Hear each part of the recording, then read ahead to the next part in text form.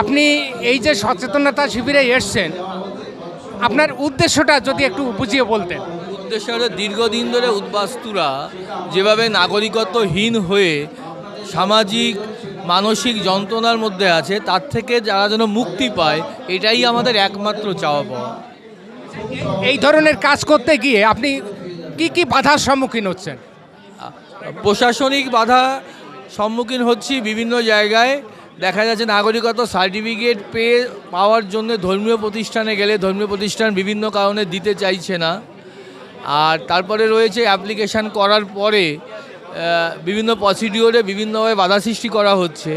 Certificate পাওয়ার পরেও অনেককে দেখা যাচ্ছে যে স্থানীয় প্রশাসন এই সার্টিফিকেটের যে অধিকার দেওয়া হয়েছে, অধিকার দিতে টালবাহানা করছে। এই প্রবলেমগুলো হচ্ছে, কিন্তু আশা করি খুব তাড়াতাড়ি এটা মিটে যাবে।